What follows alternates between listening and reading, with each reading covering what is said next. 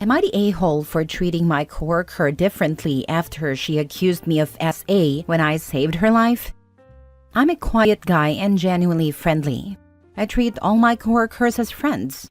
About 2 months ago, during a work lunch, one of my coworkers started choking, so I did a Heimlich maneuver to help her. After she was in the clear, the others cheered. I asked if she was alright, and she just nodded and headed to the bathroom without a word, so I didn't think much about it. Until 2 days later, when I got called into HR for my inappropriate behavior. I was confused and asked for more details. That's when they told me that my coworker had filed a complaint stating that she felt my touches while I was helping her were inappropriate, that my body was too close, and that she felt my private touching her. I gave my statement and they put me on ice. I was still working, but with the potential to be removed, while they investigated further. After a week, I was in the clear. I returned to working normally without fear, but I started distancing myself from that coworker. She tried to apologize, which I accepted, and she tried to explain that she has trauma and should have told me. But I still took precautions and only treated her as just a colleague. I no longer talk to her unless needed, always keep my distance. I no longer invite her out unless there are others present. She could feel my hesitation toward her, and how I no longer treat her the same as others. She tried to say that I'm being ridiculous and petty, but I told her that I'm just looking after myself. So, am I the a-hole? Now for the top comments. So she falsely accused you of SA when you saved her life in front of a crowd using a widely known medical technique? I would hope your company is looking for a way to let her go, because this lunatic is a massive liability to have around. Not only that, next time she chokes, everyone will be too afraid to help her. That would be a play stupid games, win stupid prizes moment. You have to avoid her now. That's the answer. You weren't fired this time, but she has the power to get you fired, and you do not sacrifice yourself in this situation. That will not solve anything and will only cause you harm. Not the a-hole. You literally saved her life, and she repaid you by filing a false SA complaint that could have ruined your career and reputation. Her having trauma doesn't excuse potentially destroying someone's life after they helped her. Your new boundaries are completely reasonable.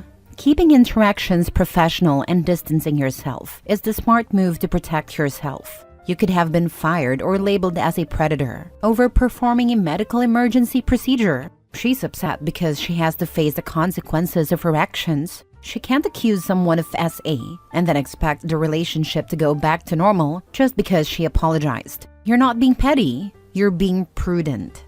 WTF? Falsely accusing someone of SA is no damn joke, and she expects things to remain the same? Her apology doesn't cut it. Stay far away, please. Not the a-hole in any way. She only apologized after the investigation concluded and he was found innocent. That speaks volumes about her character.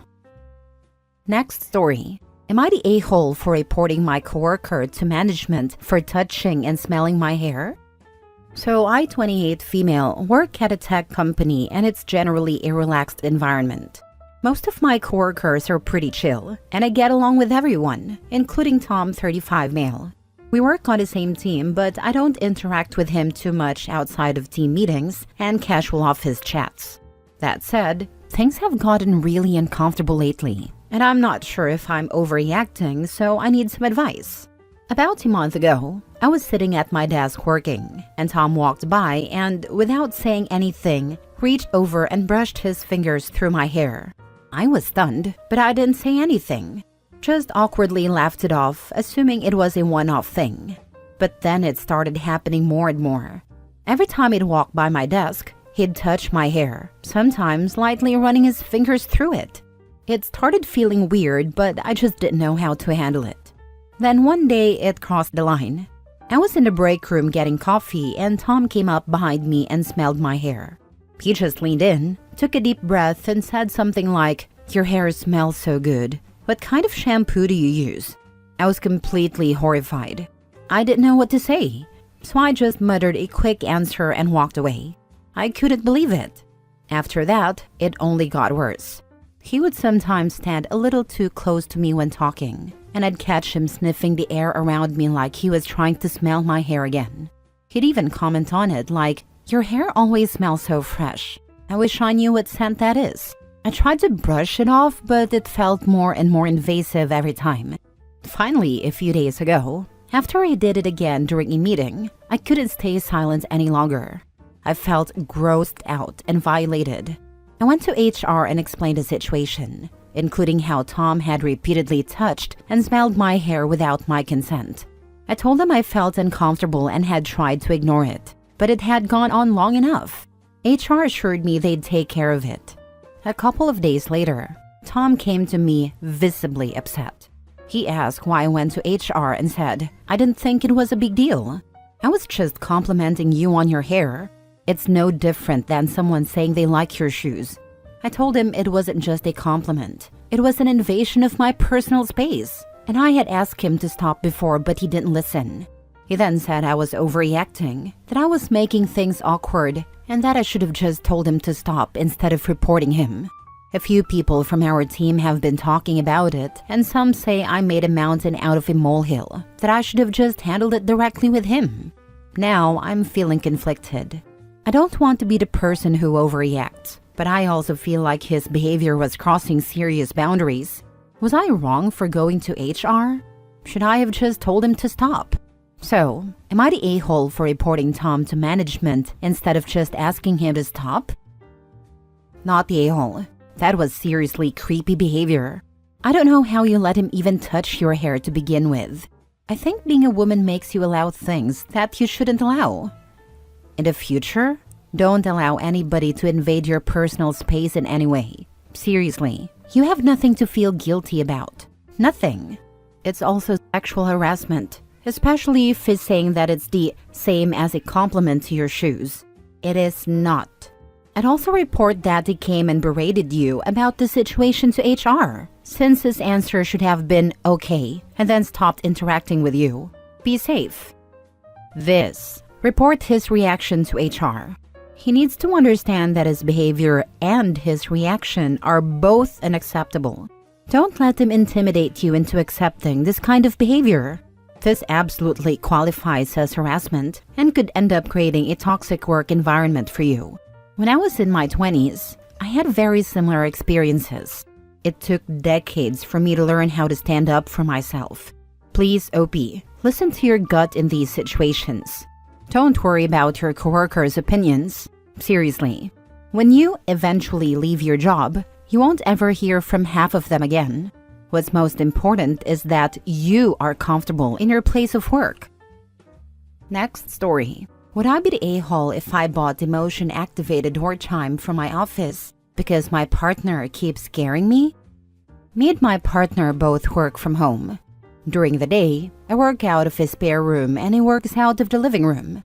So during work hours, these two spaces essentially function as two offices. I will refer to the room I work in as my office for simplicity's sake, but it is not for my exclusive use. And there is a second bathroom that can only be accessed through the spare room. I scare extremely easily. I usually keep the door open unless one of us is on a call, but very frequently my husband will walk in the room and scare me really badly. I'll scream and jump, and for a few seconds, I genuinely cannot control my reaction. Sometimes, I feel like I almost white out because it scares me so much. I don't handle it very well. A good scare will leave me shaking for hours afterward. I know I'm very sensitive to being startled and that it's an unreasonable reaction, but I genuinely cannot control it. I have some trauma in my past that contributes to this, but I'm working with a therapist. My partner takes a great deal of offense to my reactions, even though I try to explain that I can't control them. Sometimes when he startles me like that, I'll say something like, "Why did you do that?" Or, "Why do you keep doing that?" as a reflex, and that hurts his feelings. I always apologize and try to assure him it's not personal. It's just what comes out of my mouth when I'm scared. But I can tell it really bothers him. I've asked him to just pause and knock before he comes in, but that's not really fair since it's his home too, and the room isn't exclusively mine. However, the scares are bad enough that they can greatly impact my workday. I know this seems extreme, but a good scare makes me feel like my brain turns off for a while until I can get a hold of myself again. I suggested this morning, after a particularly bad scare, that maybe I should get a motion sensor door chime, like the ones they have in shops. I could install it in the hall just before my door and put the noisemaker on my desk so that I'll hear the noise and know he's coming. My partner thinks that's over the top, but I want to find a solution that will work. Would I be the a-hole if I just bought a chime and set it up? Now for the comments. Not the a-hole, but why is he coming through your office so frequently? If it's for the bathroom, why can't he use the other bathroom? Get a sensor. There's no good reason not to have one. And if there's no good reason for him to be walking through your workspace so often, then he's trying to undermine you. Usually it's to come chat with me, but it can also be to grab something since the room has storage in it. He used to come through to use the bathroom when he had to go number 2, but I put my foot down on that because it felt so awkward for me to try to work just 6 feet from where he was using the bathroom. Also, the smell would linger for ages. So now he uses the other bathroom pretty much exclusively. He's doing this to you on purpose. Yep, I have a very overreactive startled response too. My husband though, he'll call out to me before coming up to me unawares. He actively tries to minimize my stress. Actively. Not the a-hole. Look, I have a childhood trauma caused PTSD. A very active startle reflex, which is what you are describing, is one of the symptoms. You cannot help it. It is part of who you are. You need to find a way to make this work. If it's a door chime, so be it. For me, it would be locking the dang doors so they have to knock. If you let them in right away, you aren't blocking their access to a shared room. Shared rooms don't mean everybody has 100% access all the time. You have the right to privacy, safety, and limits. Here's my example. What triggers me is sound and movement, like when you work in a cubicle and your boss walks up behind you and starts talking. Yeah, I would jump, startle in my chair, and let out a scream every time. So, what did this boss do? He learned that he either waits to talk to me when I notice him, or stands still and talks to me. No more jump scares. No more screaming. That was a boss. Not a man who loved me and was supposed to be my partner. Just some dude who could have made my life hell, but cared enough to learn and change his behavior. Your partner needs to step up. Part of my being easily scared definitely comes from my childhood. I grew up in a borderline cult and wasn't allowed privacy as a kid. So I spent a lot of time getting caught for doing things I wasn't supposed to, like reading secular literature. I think that led me to feel like I'm always in trouble or something. I'm working on it, but I don't really have access to regular therapy at this time. I know there's nothing he could catch me doing that would get me in trouble, but I feel like that fear still kind of exists. Mini update. Sorry, I'm a little overwhelmed. A lot of people are saying he's doing it on purpose. And I hadn't thought of that. I'm more than entertaining that idea now. I'm going to try my best to reply to comments. Thank you. Last story. Am I the a-hole for showing my sister the same amount of care she showed me when my ex-boyfriend turned out abusive? My older sister Anna has always been opinionated and judgmental. She sees the world in black and white and barely shows empathy toward people, even her own family, unless they're exactly like her. She doesn't agree with my choices and can't understand why I want kids and be a stay-at-home mom. She doesn't just not understand, she critiques it at every turn, to the point where my husband can't stand her and has banned her from our house. We also don't allow our kids to spend time with her. I've never liked her, and the peak of my dislike for her was back when I was in college. I got into a relationship with Rob. I thought he was perfect. He seemed kind, funny, and attentive. I won't go into details, but that relationship went from good to absolutely terrible. It only stopped when I called the cops on him. He was arrested, and I finally had the courage to leave and tell my family and friends. When I told Anna, I'm sure you can guess her reaction. She had no sympathy and asked why I hadn't seen the signs. She was sure I had ignored them just to have a hot, bad boyfriend, and said, "Look where that's gotten you." I didn't argue with her. Frankly, I was tired. I told her that if she ever got into an abusive relationship, she should never call me because the only thing I do is laugh at her. I stopped trying with her and just focused on my husband, kids, and my 2 other sisters. Now on to the present. Anna's husband of 7 years put his hands on her a couple of days ago. I don't know the full story, but they were arguing and he ended up slapping her mid-fight, as well as calling her horrible names. She left and went to our parents, who called the cops on her behalf, and he was arrested. My dad told me about it and asked me to bake something for her to cheer her mood up. I told him no, that I'm not going to show care to that woman. I mean, she has our parents and her dog. What more could she need? It was a phone call and I guess on speaker, because Anna freaked out and started yelling at me. I told her again, why should I care about a woman who ignored bad signs and got into a relationship with a bad man just because he was a doctor? She was hysterical, so I cut the call because her voice alone irritates me. Lol. My mom called me and said I need to sympathize with her and that she won't talk to me until I do. I just said, fine, if she's willing to cut me off, then she's cutting off my husband and kids for a woman who barely visits them, even though she lives only 30 minutes away. My parents haven't talked to me since, and I honestly don't know if I was wrong. I'm tired of being the one who is understanding and nice to her when I'm the youngest, and she can't spare a bit of empathy. Am I the a-hole? Not the a-hole. She can't refuse to give care and empathy and then expect the same back. Treat people how you want to be treated, but also treat people with the same respect you have for yourself.